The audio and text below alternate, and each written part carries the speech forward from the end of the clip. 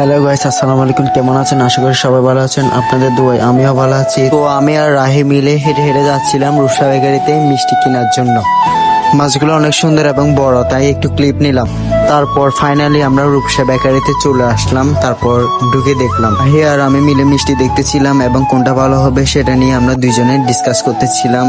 এই বেকারিতে বিভিন্ন ধরনের মিষ্টি এবং জাল নাস্তা পাওয়া যায়, আপনারা গেলে দেখতে পারবেন। তারপর আমরা ফাইনালি মিষ্টি অর্ডার করলাম এবং ভাইয়াটা মিষ্টি প্যাক করতেছিল। হঠাৎ মিষ্টি একটা পড়ে গেছিল এবং আমি হাসতেছিলাম। তারপর ভাইয়াটা মিষ্টিগুলোর ওজন মাপতেছিল। আমি আর রাহি মিলে মিষ্টি খাইতেছিলাম। মিষ্টিগুলো অনেক মজা ছিল, বলার মতো না। তো ফাইনালি আমরা মিষ্টি কিনে বাসায় চলে যাচ্ছিলাম।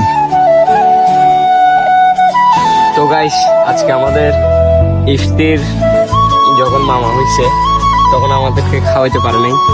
এখন আমাদের জন্য মিষ্টি নিয়ে আসছে ও। একাই আমি খাচ্ছি, কারণ ওর টিম মেম্বার তো আমি, সেই জন্য। তাহলে আগে একটা ট্রাই করে দেখি। আপনারা দেখছেন এক বক্স তো খেয়ে চলে এসেছি।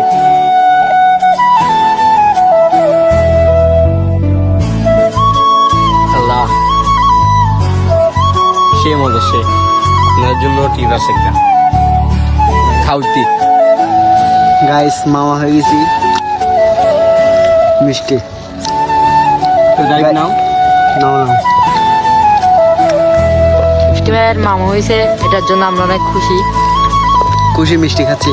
গাইস, রাহি রূপসা বেকারিতে কয়েকটি মিষ্টি খাই ফেলছে অলরেডি। অনেকগুলো নিয়েছিলাম। লাখ খুশি আমার, লাখ খুশি।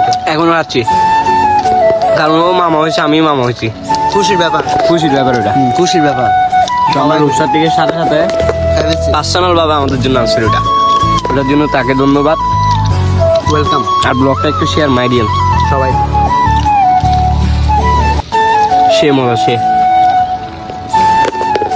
আরেকটা নিচ্ছি আর কি। ওখানে খাইছি 500 টাকা, এখন আরেকটা খাচ্ছি।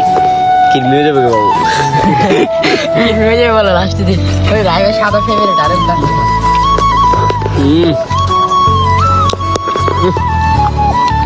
সেই সাত, এত সাত কিনে। আহা,